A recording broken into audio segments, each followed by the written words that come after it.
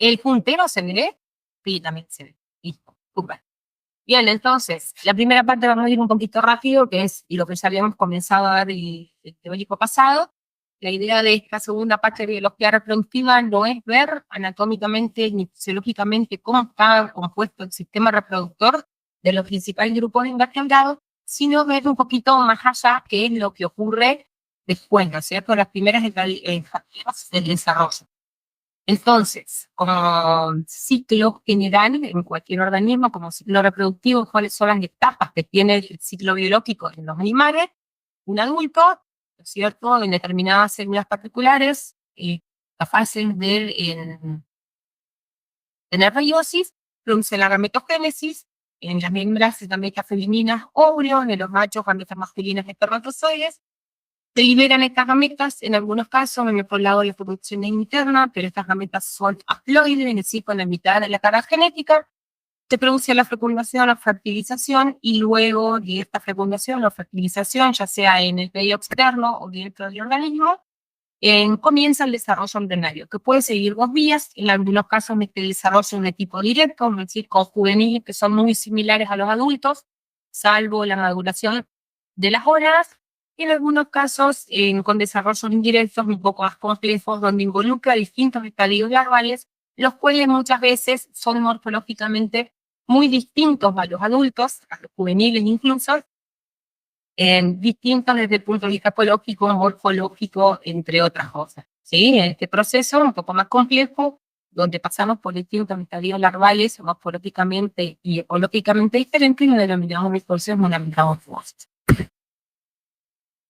Teniendo en cuenta las tendencias generales que ocurren, ¿no es cierto?, en los principales grupos de invertebrados, veíamos que, por un lado, aquellos invertebrados marinos de mayor tamaño, péciles o coloniales, como poríferos, corales, algunos poliquetos y ofiuras, por ejemplo, dentro de los equinodermos, las gametas se liberan directamente sobre el agua de mar.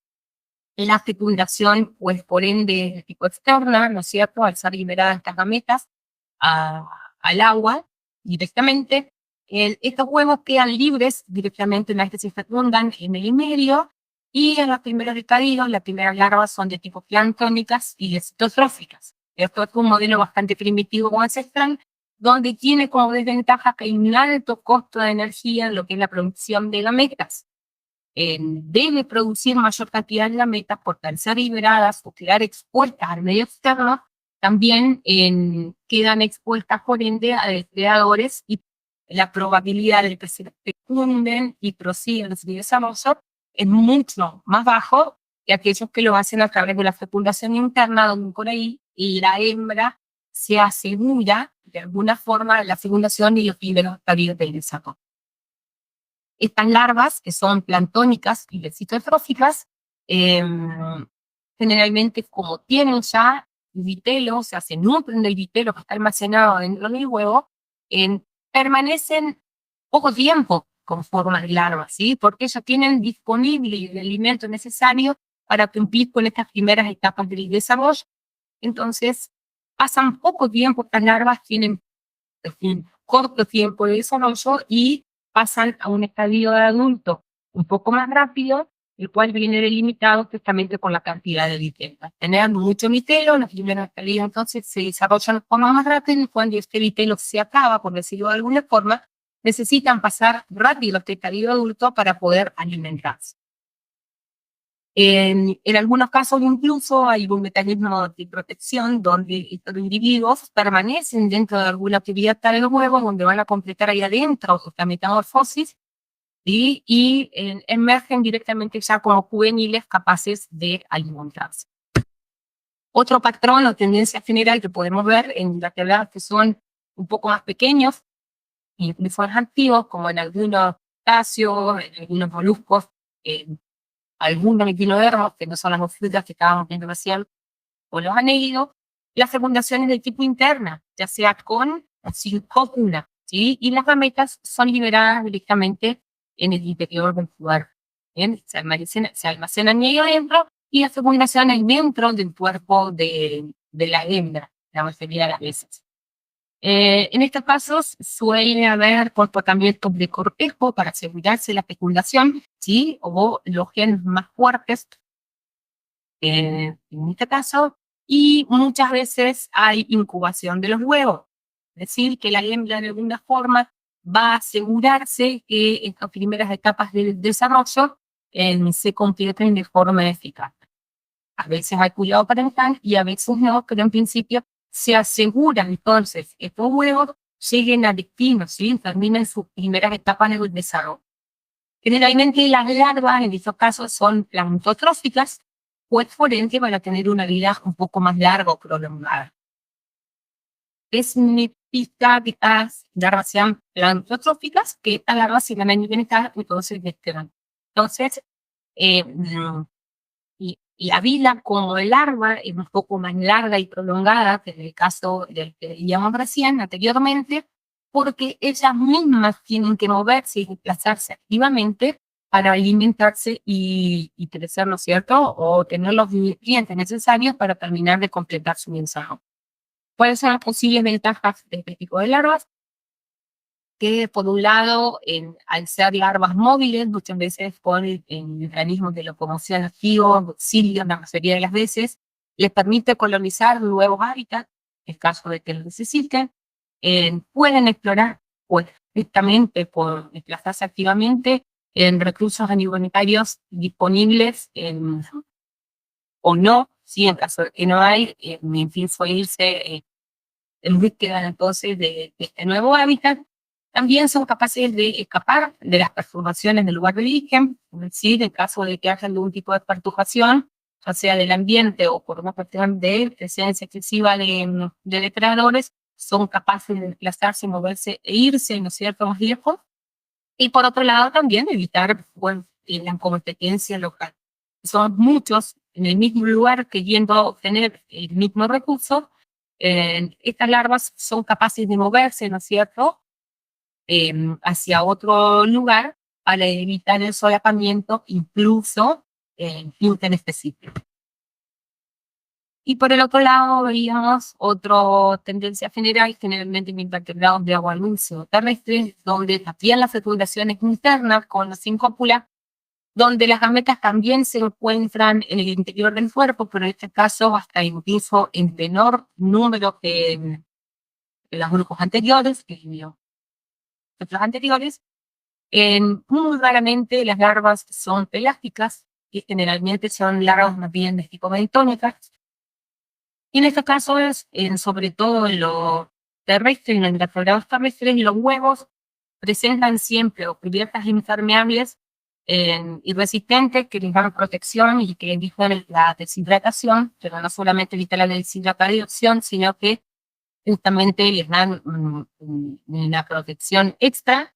O también a la presencia de cocones, que ahora vamos a ver, muchas veces estos cocones son un grupo conjuntos de todos los huevos, es igual en el interior, a la vez dándoles también protección, obviamente, que si acaso la más, porque muchas veces incluso acarrean o llevan este cocón durante los primeros estadios, asegurándose de que estos individuos se encuentren protegidos incluso por los mecanismos de defensa propios de la madre, hasta completar su primer desarrollo. Y en estos casos, o en la mayoría de ellos, sí hay un cuidado y aprovisionamiento de las crías del primer estadio. No solamente las cuida y las defiende de los depredadores, sino que muchas veces la madre, o en algunos pocos casos, pero también ocurre, el padre es el encargado de buscarles, la comida, ¿sí? Ahí por eso dice aprovisionamiento de las crías. En algunos casos, como en ellos titulados, también en mismo, principalmente los de agua dulce y a los moluscos de tipo pulmonado, hay hermafroditismo, ¿sí? Que también muchas veces viene de llamarlo con el modo de vida que tienen. Ya si hablamos de los parásitos. Vamos a ver cómo el desarrollo indirecto o distintas formas larvales en principales grupos bilaterales nativos. Acá habíamos quedado de la vez pasada. Los poríferos, ustedes ya algo vieron cuando vieron el desarrollo del clima de grupos generales, en principio tienen una fermentación interna, donde dependen de las corrientes de agua, ¿no es cierto?, para lo que es la integración de las gametas y la fecundación en pompas in situ. Las larvas son helocitotróficas, es decir, que van a depender entonces del epitelio presente en el huevo, en los primeros estadios de desarrollo, y puede dar origen a una anfiblástula, que generalmente es hueca, que tiene dos polos, como están viendo acá hacia la derecha, donde hay macrómeras y micrómeras bien definidas, es siempre la inversión, ¿sí? Y terminan originando una larva que es de tipo plánula, la cual es maciza, perdón, una parenquima, que es maciza, no una larva. Es la que sufre migración, también se invierte, se deja caer, se apoya sobre el sustrato, acá se la ve, la larva parenquima, y que termina originando luego el desarrollo completo de algo de esto que eso estuvieron viendo durante cuando dieron la producción. En el caso de los midarios, hay un desarrollo de tipo directo, como en el caso de la hidra, con la fecundación que puede ser interna o externa. Sin embargo, nosotros, en caso de los midarios, podemos encontrar un desarrollo de tipo indirecto, y en este caso hay la presencia de una larva plánula, como ven acá. El nombre dan origen, ¿sí?, a la forma del principio, es una larva completamente plana, donde fíjense que va a estar formado por una única capa de un ectodermo que va a ser ciliado, donde hay un endodermo interno que rodea una cavidad que es el celenterón o cavidad gastrovascular, ¿no es cierto?, rudimentaria, la que luego va a adquirir esa función hormona. Y en el medio se observa la presencia de la mesomera, recordemos que no era un organismo vivo, ¿sí? Este tipo, o la presencia de esta larva de tipo plánula, se da en la mayoría de las especies. Uno de los ejemplos que ya vimos en Aurea o Belia, por ejemplo, esta larva plánula, al tener toda esta ciliación en la parte del ectodermo más externo, tiene la posibilidad de hacer una natación, ¿no es cierto?, activa, buscando un nuevo lugar donde asentarse, una vez que encuentra un lugar, se deja caer, ¿sí?, y se apoya sobre el sustrato, y la mayoría de ellas termina dando la forma polipoide, que es un tipo de reproducción asexual por los diarios, y luego va a eliminar las mensas en el caso de que pase por agua estabilidad.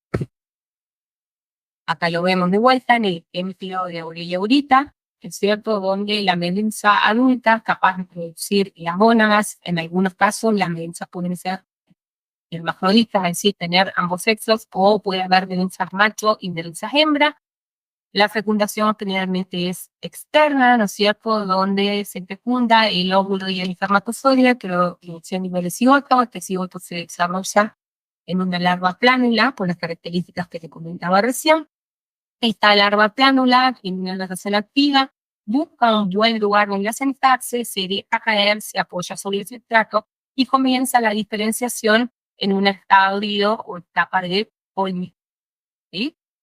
Esta etapa de tipo pólipo o polipoide, ¿sí?, por una reproducción o fisión, va a producir por estromilación, que da el proceso para que después se reproducía asexualmente, distintas medusas, ¿sí?, que quedan como apiladas, como si fueran pilas de monedas, las cuales, una vez que se van desarrollando por las contracciones de las células epiteliomusculares, logran darse una vez adulto, ¿cierto?, y libera a estas pequeñas medusas que aún no están reproductivamente activas y totalmente desarrolladas, que se las denomina espigas. Las espigas terminan de madurar en el medio acuático hasta volver a convertirse en ¿sí? La larva tímula, que es lesotrófica o muchas veces también puede ser plantotrófica, se encuentra presente no en todo, pero en algunos verbitrozoos coloniales, como tubularia, por ejemplo, o también en algunas hidromedusas, como en el caso de glauco. Fíjense que luego, la larva plánula, ¿no es cierto?, que veíamos recién, aparece un nuevo estadio que es esta larva que se llama pínula. Fíjense la morfología, que es completamente distinta, presenta como una serie de brazos o tentáculos, con los cuales se arrastra por el fondo y nada, ¿sí? No solamente puede nadar, sino que lo utiliza como pies o brazos, con los cuales puede caminar por el fondo. Bien. En estos casos, si hablemos, fíjense, pasa no solamente por el estadio de cambio, sino que puede aparecer esta larva anfibia. No están todos los grupos de miarios, pero sí en muchos de ellos. Pasemos a los flatelmintos. Los flatelmintos, principalmente los turularios, hay copia, o sea que tenemos, ahora sí que había mucho más probitismo, pero siempre y la fecundación era cruzada. No había autofecundación, salvo en algunos sectores donde podía haber autofecundación, pero en principio la fecundación es cruzada. Es decir, que si bien cada individuo tiene el sistema reproductor tanto femenino como masculino, depende de la cópula con otro individuo para que haya fecundación. ¿Se entienden entonces lo que es la cópula o en la fecundación cruzada, cierto? Por más de que sean hermafroditas, sí o sí necesitan de la cópula con otro órgano.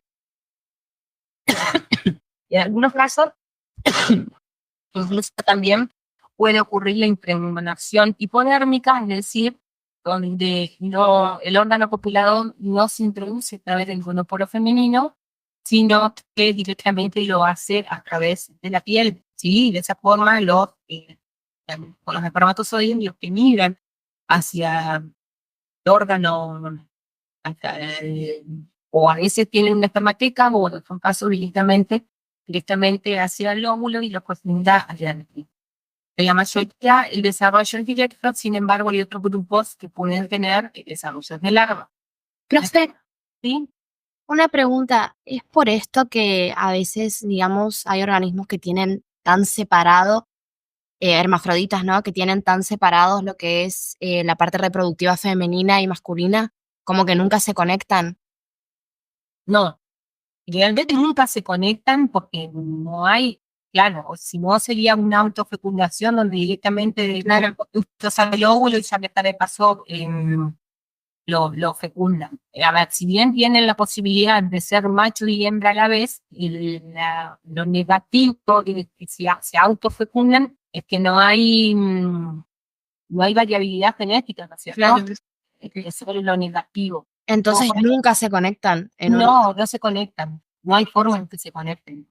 Bueno, gracias, profe. No, por favor. Igual en algunos casos suele haber autofecundación, pero por ahí se da mucho en los ectodeos, donde recuerden que cada uno de nuestro glóquido tiene los dos huevos completos. Entonces hay autofecundación, pero no es proglótido a proglótido. ¿Sí? Sí, sí. Mismo individuo, pero todo de proglótido a proglótido y no dentro del mismo proglótido. Bien, entonces, en algunos casos decimos que puede haber desarrollo larvario. En el caso de algunos policládidos marinos, o en la mayoría, en realidad, es donde desarrollo larvario se da en policládidos más bien marinos. Puede estar la larva de Müller, que es esta que ustedes están viendo ahí, planctónica, y que se caracteriza por la presencia de, como si fueran lóbulos, generalmente en número de 8, como la que están viendo ahí en el videito.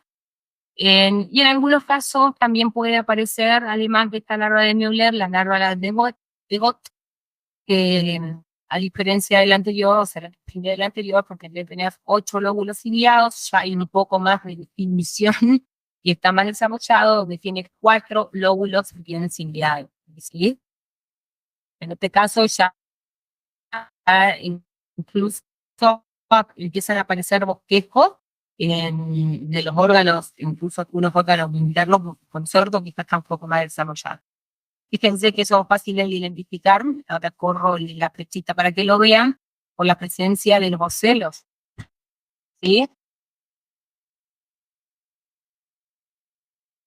Pero esos lóbulos son bastante fáciles de reconocer. Ambas larvas, ya sea la de Müller o la de Gott, son plantotróficos, ¿sí? O sea, que dependen de alimentarse del plancton para poder terminar o cumplir su desarrollo.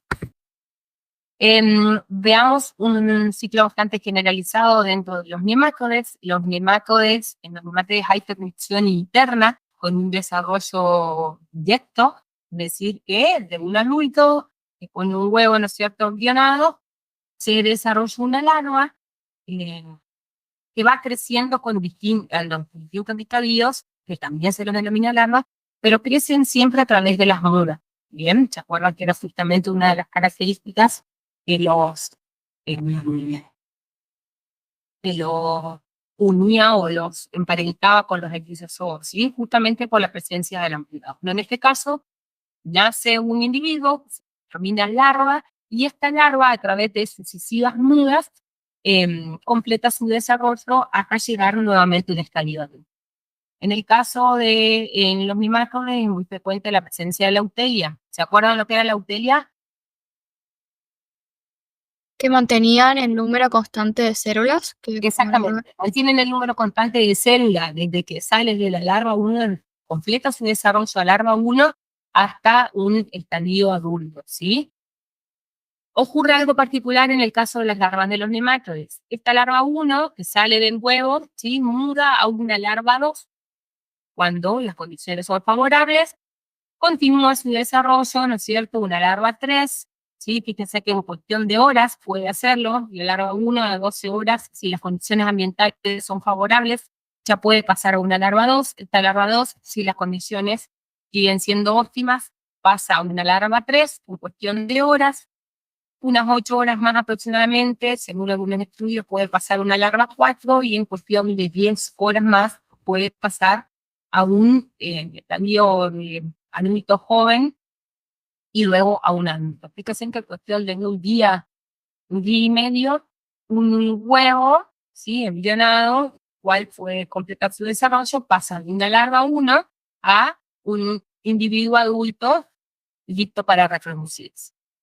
Sin embargo, en algunos casos, cuando las condiciones no son favorables, esta larva 2, en vez de continuar su desarrollo, la larva 3, 4, juvenil, adulto y adulto, pasa por un estadio en un estado de diapausa, ¿sí? Donde frena su metabolismo por completo porque las condiciones ambientales son adversas y no puede terminar de desarrollarse, formándose lo que se denomina esta larva Dauer. Bien, esta larva, fíjense que tiene una testícula muchísimo más gruesa, porque eso está coloreada en este gráfico de otro color, es capaz de sobrevivir a condiciones adversas durante muchos meses, varios meses, hasta que las condiciones favorables vuelvan a restituirse, y una vez que las condiciones favorables vuelven a restituirse, esta larva de Phycodauer puede continuar su estadio de desarrollo a una larva 4 y así completar el ciclo. ¿Sí? Rotífero. No sé si vieron algo del desarrollo mientras vieron el teórico de los rotíferos, pero bueno, en principio están individuos, presentan una fecundación de tipo interna, incluso muchas veces se da lo que es la inflamación hipodérmica, ¿bien? Para el ingreso de las gametas masculinas dentro de la gameta del cuerpo de la hembra, ¿sí? El desarrollo la mayoría de las veces, si no todas, es directo, y en este caso también puede ocurrir la eutelia, lo mismo que con los demás. El ciclo de vida, el ciclo biológico general de un rotífero presenta lo que es la alternancia de generaciones, donde en las épocas favorables y cuando las condiciones ambientales tienen los recursos disponibles a flor de piel, ¿sí? Son favorables, ¿no es cierto?, para el desarrollo. Las hembras, que son diploides, ¿sí? Acá tenemos una hembra diploide, consideradas amípticas, producen nuevas hembras con las mismas características, ¿sí? A través de lo que se denomina la partenogénesis. ¿Saben ustedes más o menos lo que es la partenogénesis? Es la autofecundación, ¿no? No, no hay autofecundación directamente. Una gameta más femenina, donde directamente, a ver si la célula de por sí es diploide, en la gameta femenina no sufre meiosis, sino que sufriría un proceso muy similar a la mitosis, entonces esa gameta es capaz de producir un nuevo individuo sin que haya fecundación de la gameta masculina. Vendrían a ser como clones, por decirlo de alguna forma, de la madre. Bien, eso se da en condiciones ambientales favorables. ¿Por qué se dan las condiciones ambientales favorables? porque es capaz de aumentar una población de una especie o un individuo debido a que los recursos, ¿entiendes?, son suficientes para todos los individuos. Obviamente, lo único que obtenemos son hembras, ¿sí? Entonces, no puede haber reclutamiento genético. Como beneficioso, entonces, en estos casos, podemos aumentar una población en un determinado ambiente donde los recursos son más favorables. Como negativo es que no hay intercambio genético. Estas hembras diploides, entonces, partenogenéticas, que se las denomina amísticas, se dan entonces cuando las condiciones son favorables. Bien, todo por proceso del tipo mismo. Sin embargo, cuando las condiciones ambientales cambian, porque los recursos por este motivo no están disponibles en un 100%, incluso porque hay cambios de temperatura, estas hembras van a empezar a producir huevos a través de la meiosis, donde origina, por un lado, las células femeninas y por otro lado pueden producir machos. Y en este caso, entonces, sí hay reproducción de tipo sexual. Bien, se produce la fertilización y termina dando individuos nuevamente adultos. Este ciclo se repite hasta que las condiciones ambientales vuelvan a ser favorables, donde vuelve a comenzar entonces en alterarse generaciones otra vez una tanda de hembras adultas.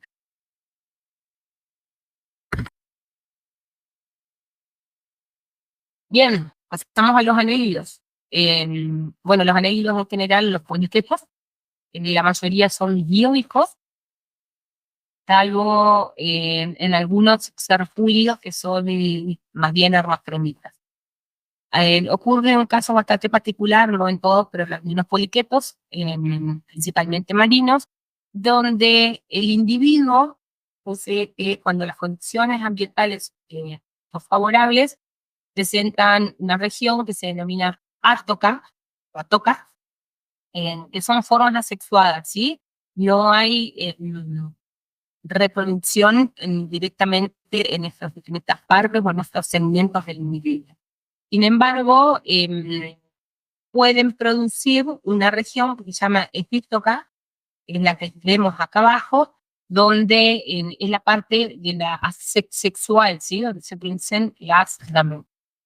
Entonces queda como una región asexuada y una región que es la epístoca, que es la región sexual. No se dan muchos casos, hay uno de los casos como los dominícidos, en algunos dominicios, o nereis, donde fíjense que incluso morfológicamente cada uno de los segmentos que van a formar a estos poliquetos son distintas, ¿sí? La parte átoca y la parte epístoca, que es la que produce y la reproducción de tipo sexual.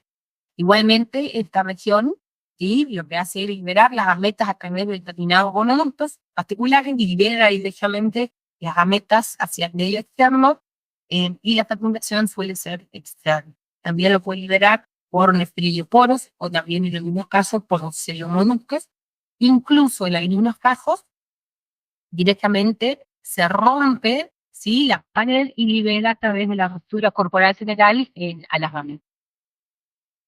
Se registró algunos casos también de incubación, o sea que la hembra se encarga de incubar a los huevos en los primeros estadios del desarrollo, como estamos viendo en este caso en Silide, una familia donde varios géneros dentro del grupo, la hembra, una vez que pone o se fecundan los huevos, las acarrea o las lleva. Muchas veces el mismo parapodio tiene expansiones que le permite sostenerlo y sostiene la presa de huevos en los primeros estadios del desarrollo, y luego, una vez que nacen y maduran, se liberan al medio externo. Pero se conoce la presencia de algo discriminado parental en algunos grupos de bacterias. ¿Por qué? En el caso de los anélidos, vamos al ejemplo más clásico que habíamos visto. Ustedes saben que tienen una región, los oligoquetos, que es el clítono, que es el encargado de formar el cocón o capullo, ¿no es cierto? En este cocón o capullo que se forma o se produce en esta región por la presencia de las glándulas, se va desplazando hacia la región anterior a través del mismo movimiento del cuerpo del individuo, donde dentro de este cocón o capullo, fabricado por las mismas glándulas que tienen las lombrices, primero recibe en su interior a los óvulos y luego, una vez que se va desplazando hacia la región anterior, dentro de este cocón se van fecundando estos óvulos, es decir, que recibe el esperma después. Igualmente, en la fecundación siempre es cruzada, ¿sí? Requiere sí o sí que dos individuos, bien, por lo más de que tengan tanto el aparato genital femenino como masculino, porque sean hermafroditas, siempre requiere que haya una cópula donde se ponen ambos individuos en posición que paralela una de la otra, y ahí es cuando hay transferencia del esperma migrado hacia adentro. La fecundación justamente ocurre adentro del cocón, ¿sí? Y este cocón se va desplazando hasta la región adelante, donde además, con la presencia del mucus, se libera hacia el medio externo y ahí directamente hay un desarrollo de tipo libre. Los pican casi huevo o cocón con individuo adentro que ya está a punto de salir, pero más tendría que ser una lombriz muy pequeñita.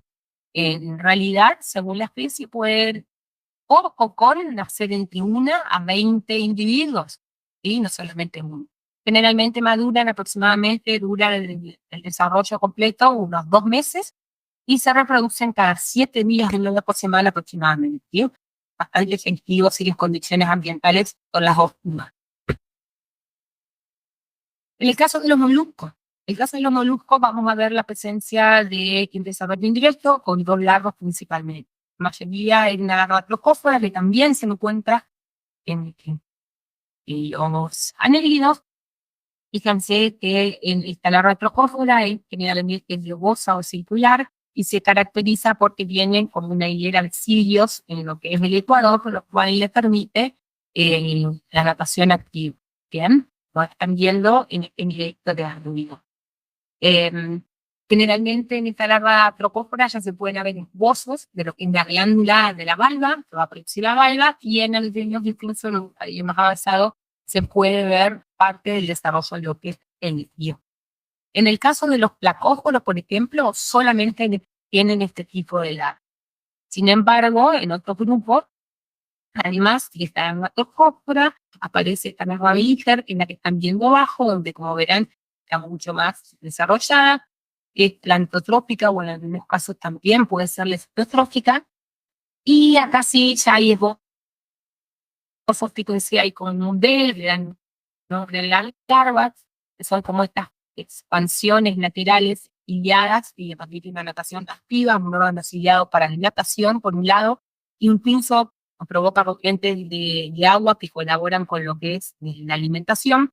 Y en esta larva también ya se pueden ver esbozos de la protovalva, y creo que cuando estaba de costado se veía mejor.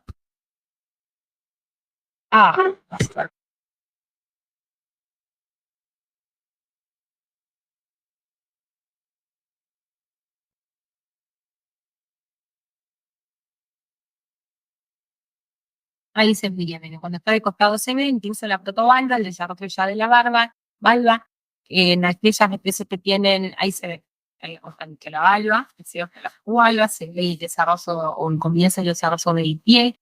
En aquellos casos de las especies que tienen opérculo, comienza la aparición o la diferenciación del opérculo, incluso si prestan atención ahí también se suele ver la presencia ya de ojos, ahí están, ¿sí? Como órganos fotorreceptores, tentáculos, y incluso se evidencia ya en esta larva el fenómeno de torsión.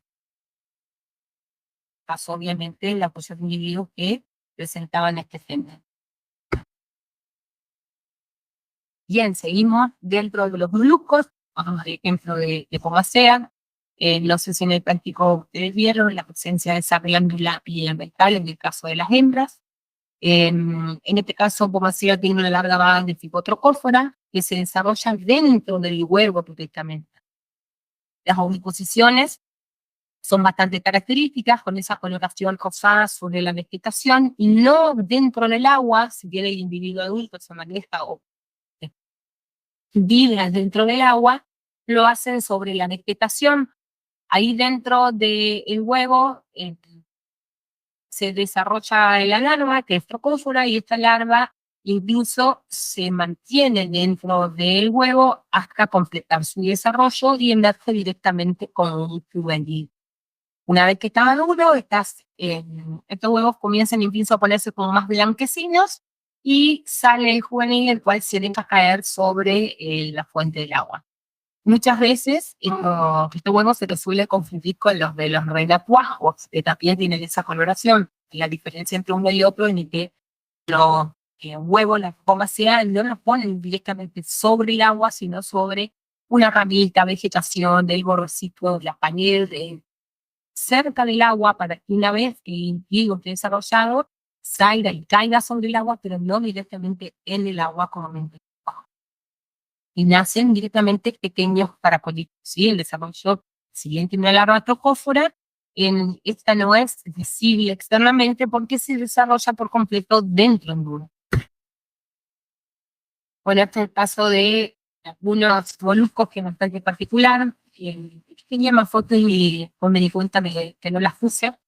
Los bivalvos marinos tienen la larva trocófora, lo mismo que el resto, y en algunos casos también tienen, si no la mayoría, larva benífera con las mismas características de los moluscos. Y una particularidad en algunos casos de bivalvos dulceacuícolas, donde las larvas son parásitas de peces. Fíjense que la larva de estos bivalvos, el negrogidio, como en el caso de Anemonta, tienen fíjense, esa estructura como si fuera, parecen como unos ganchos, ¿sí? Parecen como las dos valvas, pero terminan teniendo esta forma de ganchos o espinas, porque se prenden finalmente o en la piel o en las branquias de los peces, ¿sí? Donde parasitan, porque se alimentan en principio de parte del tejido de donde se prenden, pero además ellos lo utilizan para aprovechar que el pez se muere y como un mecanismo o método de dispersión. Cuando terminan su desarrollo, se sueltan y después nace obviamente el bivalvo adulto como tal, donde ya es su forma adulta y no tiene ese modo de vida parásito. Simplemente es la larva la que termina teniendo ese modo de vida tipo parásito. Pasemos a los equinodermos, en donde la mayoría son dioicos, ¿sí? Algunos asteroideos, los holoturideos, perdón, y muchos de los tiroideos pueden ser hermafroditas, pero no todos. La gran mayoría de las fecundaciones de tipo externa, y en algunos ahí está registrado que hay casos de incubación, es decir, que la hembra se encarga de incubar a los huevos, y eso es lo que los estadios del desarrollo, para asegurarse la supervivencia de las crías. ¿Sí? Las formas larvales de los equinodermos son muy particulares y bastante complejas, donde incluso muestran bastante relación entre una y otra en las relaciones filogenéticas a partir de estas larvas. En principio, como teoría general, hay una larva, que es la Dipleungula, que ustedes están viendo acá en el centro, que vendría a ser como el antecesor de todo el tipo de larvas, de todos los tipos de larvas mejor el equinodermos, por eso se lo llama una Dipleungula hipotética. Y a partir de esta se cree que se formaron todo el resto de las larvas. Fíjense que si bien el adulto presenta una simetría de tipo radial, decíamos que era una simetría radial de tipo secundaria, ¿no es cierto? ¿Por qué? Porque justamente la simetría de estas larvas en principio es de tipo bilateral, y luego el adulto desarrolla las características de una simetría de tipo radial. Generalmente, estas larvas fíjense que tienen como coronas o bandas de cilios, los cuales se utilizan para la natación. En algunos tienen 2 bandas de cilios bien desarrolladas, y otros tienen más, forman como esta especie de orejas, por los cuales se les llama también aurícula. Suele verse también en la larva los esbozos o la existencia de determinados opusículos esqueléticos, En algunos casos tienen la presencia ya como desarrollo como si fueran de brazos, los cuales luego se corresponden con los brazos del estadio adulto. Generalmente estas larvas auricularia, bipinaria y brachiolaria son larvas que suelen tener los asteroideos. La vitelaria, generalmente la tienen los holotiroideos. La larva Ophioproteus también está acá, la tienen las ofiuras, y el Ginoproteus la suelen tener los erizos, ¿sí? Los equinoideos. Acá para que conozcan un poco cómo se suelen ver las larvas, acá están las videos, generalmente pasan por dos vías larvales, la bipinaria primero y después la brachiolaria, fíjense donde comienzan los esbozos o la presencia de los brazos, ¿cierto? Que después se van a corresponder con el brazo de la estrella o de la asteroide adulto. Y fíjense que acá se ve parte del proceso de la metamorfosis, generalmente uno de los dos lados de esta larva de que tenía simetría bilateral comienza a formar lo que va a ser la superficie oral, y del otro lado comienza el desarrollo de lo que va a ser la superficie aboral. Generalmente el lado izquierdo de la larva va a terminar formando lo que es, fíjense, boca, llano y todo lo que es el desarrollo de la superficie oral, y el lado derecho todo lo que es la superficie de tipo agoral en el caso de los asteroideos. El multinoideo, el Ginoproteus, es la larva por defecto. Fíjense la forma bastante particular que tiene un de 4 o 6 brazos. Y fíjense que la boca queda rodeando a lo que son los brazos, y el halo queda que contraria, lo mismo por cubrir después en el estadio. Ophioproteus, la larva característica de las ofiuras, fíjense que tiene la base en general, tiene esta forma cónica, tiene 4 pares de brazos, y comienza la presencia de círculos o la presencia de un esqueleto braquial, es decir, en estos brazos comienza o se puede observar la presencia de parte ya de los que son los osículos, todas las formas de luego la operación de la mochila. La larva en los piloideos, sí, igual que este tipo de larva, en forma de barril o tonel, como están viendo ahí, con esas bandas de sí bastante características, que se puede ver no solamente en los piloideos, sino que también en los piloideos.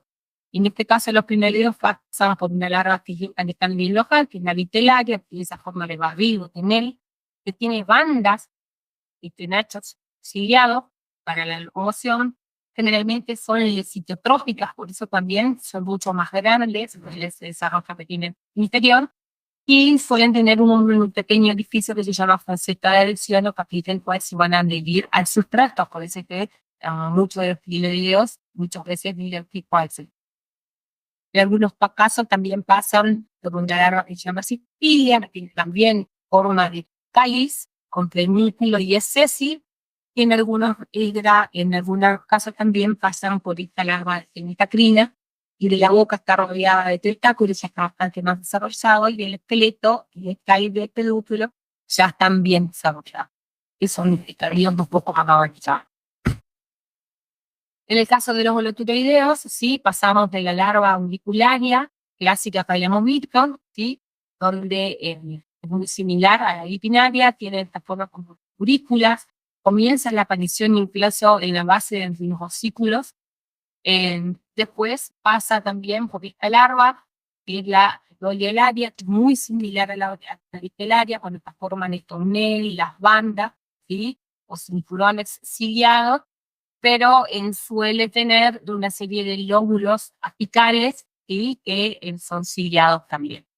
Y pueden tener otra larva más, la presencia de una tercera larva antes de pasar a los estadios adultos, que es la teutácula, donde sí ya tiene apéndices bucales, no, estos cinturones ciliados comienzan a desaparecer, ya no se los observa, ¿sí? Y el esqueleto ya está bastante bien definido, y además es una vida de tipo beneformija, ya se destacan y se queda en el fondo como va después y luego tener el interior, muy modo de vida. Otras larvas características por la forma que podemos encontrar en invertebrados. Dentro de los invertebrados, la larva pilidio, ¿sí? Como esta especie de brazo o aurículas con natación activa.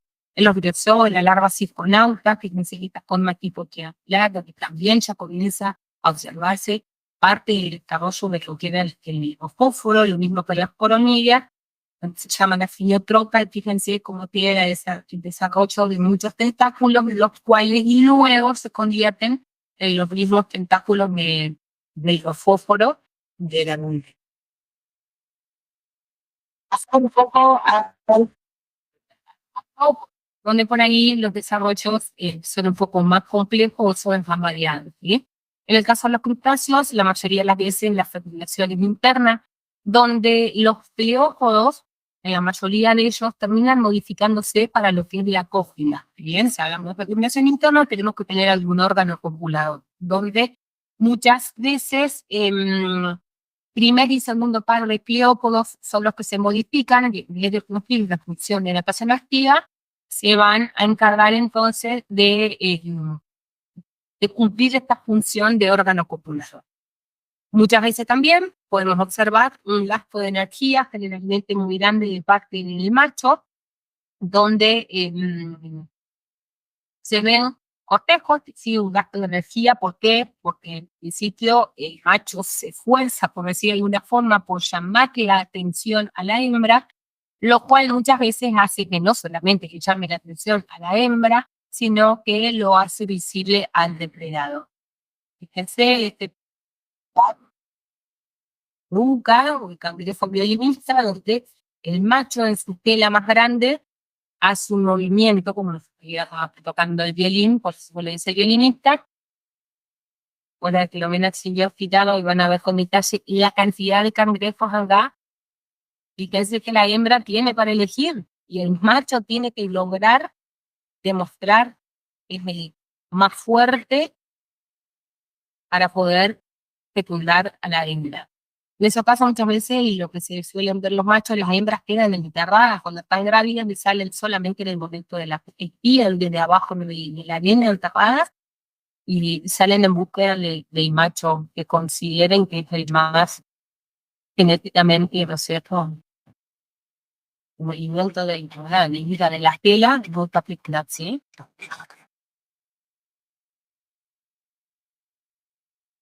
Fíjense la cantidad, no es. Escuchen de fondo a las aves que se están poniendo el postín.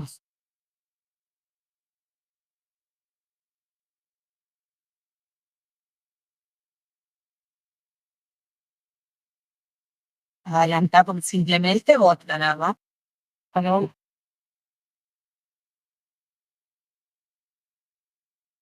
incluso muchas veces termina peleando entre ellos nomás.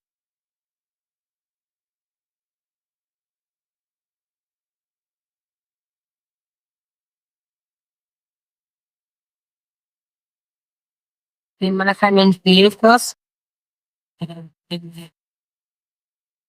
por pelearse, por la hembra mismo.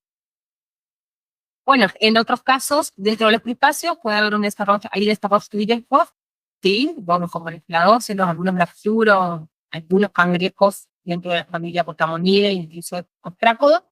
Sin embargo, en otros hay desarrollo indirecto donde hay una gran variación en cuanto a la forma en la larva y a la cantidad de estadios que puede pasar esa larva antes de completar el desarrollo. Profe, ¿Sí? perdón que me interrumpa. Quería preguntarle, los equinodermos, ¿era fecundación interna o externa? Externa.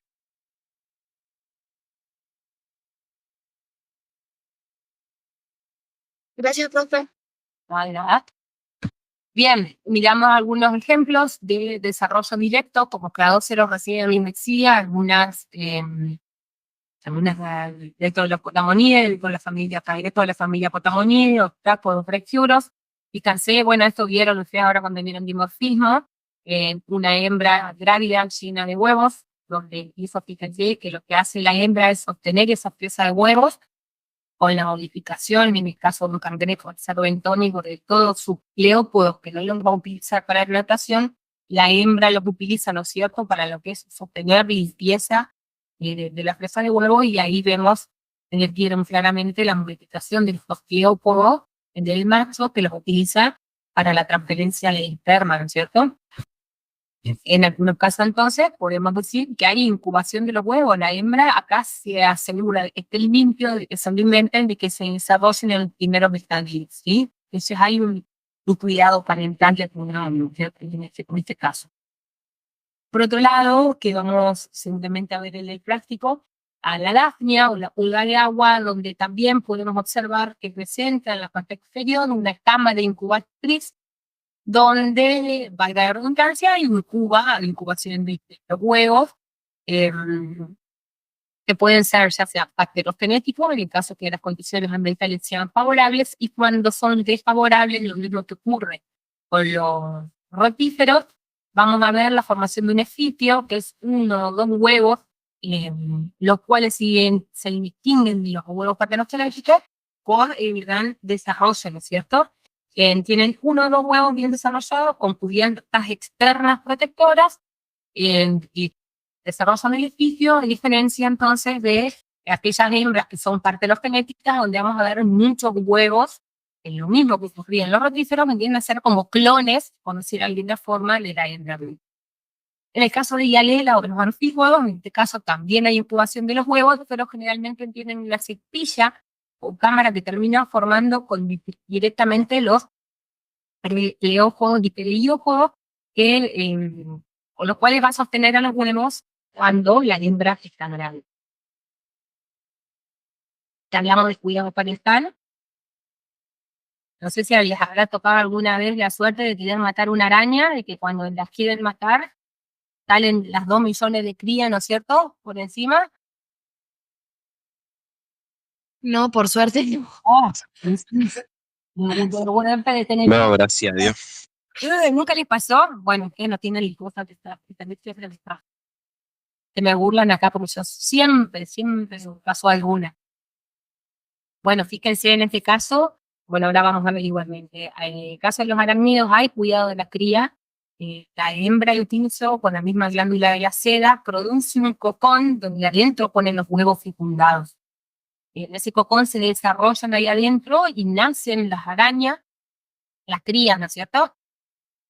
A veces hay competencias hasta dentro del cocón y en los primeros estadios depende de que el más fuerte se comen entre ellas, y una vez que nacen o salen del cocón, se posan sobre el abdomen de la madre, donde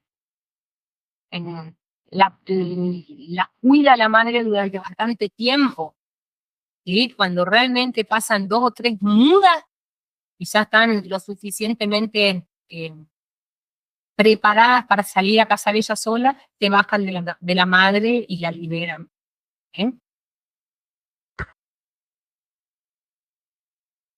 Los apoyos también.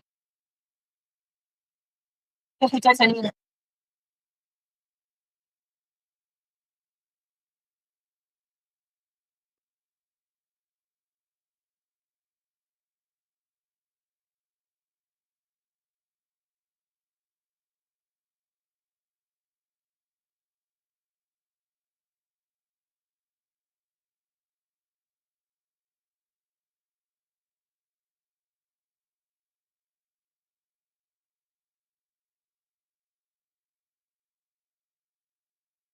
Pensé que lo va a hacer en diciembre.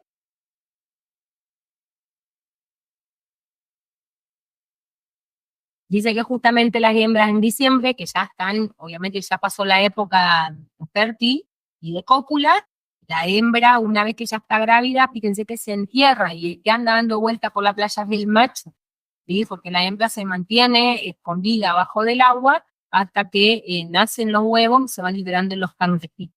Ella se queda enterrada cuidando a las crías, y el macho es el que anda dando vueltas por ahí. Bueno, como les decía hoy, en el caso de... Vamos a una pausa. En el caso de los crustáceos muchas veces hay un desarrollo indirecto donde la forma, y hay una gran variación en cuanto a la forma y la cantidad de larvas, también larvales que podemos pasar dentro de los crustáceos.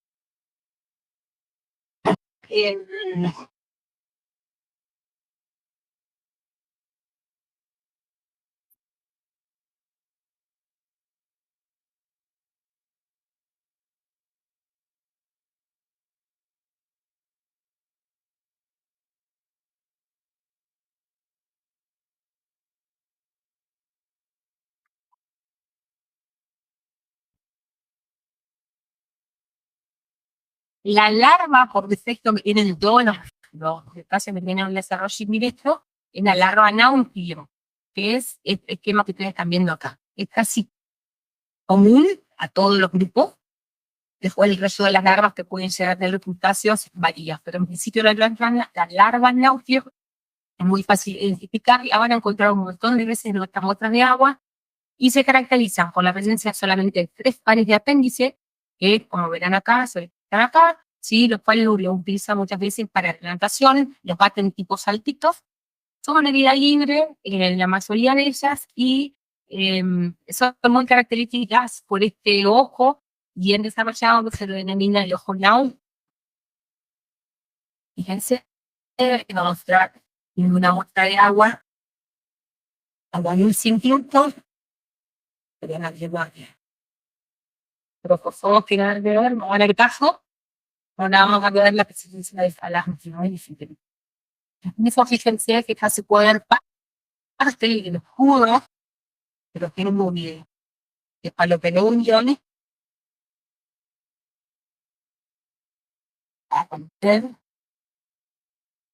ahí está. ¿Ven? Esta era la mano. Después otra característica, más generalmente por las que de pared, de apéndice, y luego puedo decir a lo mejor, no quiero utilizar como que estoy también. Que también es muy común en la mayoría de los es casi común de todas las especies que tienen un desarrollo de tipo individual. ¿Sí? Sin embargo, podemos pasar por distintos estadios, donde fíjense una larva nautilio, el primer estadio, que era como se les mostraba recién, sino que después de un par de mudas comienzan el desarrollo de los apéndices, fíjense donde se hace notorio que son apéndices birráneos, que no se estaba tanto en los primeros estadios de la larva nautilio. En otros casos puede aparecer la presencia de otras larvas, es decir, que esta larva nautilio se va a desarrollar en lo que se denomina la larva protozoea, fíjense donde se alarga, se elonga, comienzan a aparecer el resto de los apéndices que luego van a formar principalmente lo que son los periópodos, sin embargo no hay periópodos. En la larva un poco más avanzada comienzan a aparecer, a desarrollarse los apéndices que van a formar los pleópodos, y en otros casos hay larvas mucho más específicas, la larva misi, donde hay una segmentación de la parte del abdomen, además de la elongación del cuerpo, el desarrollo o la desaparición de muchos de estos apéndices, porque luego del estadio adulto ni siquiera están. Este es otro ejemplo, la larva megalópoda, donde fíjense que hay un desarrollo del abdomen mucho más grande, incluso está flexionado, porque en una larva característica de muchos cangrejos, los apéndices ya están bien desarrollados, completos, fíjense los ojos femininculados, ya no es simplemente una mancha fotorreceptora, sino que comienzan a aparecer los esbozos de lo que van a ser los apéndices definitivos del adulto. Esta también, la larva zoea, es característica de muchos de los becápodos marinos, donde fíjense que es muy característica la presencia de esta espina, que se llama espina rostral. No hay apéndice, fíjense, lo que va a desarrollar luego el abdomen, parece más una larva de una pupa de un mosquito que era un crustáceo. Sin embargo, se ve la segmentación de lo que es el pereion, de los pleópodos ausentes, algún que otro apéndice de los pereiópodos, y la mancha ocular muy desarrollada. Esta espina cefálica, por general es muy característica. Pero bueno, pasan por distintos estadios. Bueno, y en los arácnidos, como les mostraba recién, el desarrollo es directo, es decir, que los huevos van a ser simplemente no hay estadio larval, va a aparecer una pequeña araña. Muchas veces estas arañas, lo que hace la araña madre es, hay mucho cuidado de la cría, muchísima, donde algunas especies simplemente ponen el cocón y lo dejan en el ambiente, y otras, una vez que producen el cocón, que adentro está con el lleno de huevos, o incluso las crías que muchas veces comienzan a integrarse del huevo adentro del cocón y se quedan ahí adentro por determinada cantidad de tiempo, la madre las acarrea, ¿sí? Las lleva en su abdomen hasta que no salen y se desarrollan por completo. Como le decía en otros casos, encima, una vez que salen y se desarrollan, se suben al lomo, asoman de la madre, y hasta las 2 o 3 primeras crías En mulas, perdón, estas crías se mantienen dentro de lo que es el abdomen de la madre. Incluso muchas veces la madre les busca la comida, ¿sí? Mata a la presa y las crías se bajan a comer y vuelven a subirse al lomo de la madre. Bueno, acá se ve uno de los cojones. Habrán visto en algún momento los cojones, o no, eso no me van a decir que no, que en su casa no tienen los huevos, entre comillas, de araña. Eso sí vieron, ¿o no? ¿O son tan limpios ustedes que no tienen araña? Sí, eso sí, se llega a ver a veces. Vuelvo a la silla y van a cocones seguro. Incluso los Hechos. sí, bueno, adentro de sus cocones pasa esto que está acá, está lleno de arañas, no hay una sola. Sí, hay muchísimas allá adentro. Es como un hilo de arañas en esto. Incluso los cocones suelen tener distintas formas y ornamentaciones. Algunas tienen pinchos, otras son lisas, más grandes, más chiquitos y es re característico. Incluso creo que se utilizan de taxonomía los cocones para identificar género de araña porque tienen distintas formas.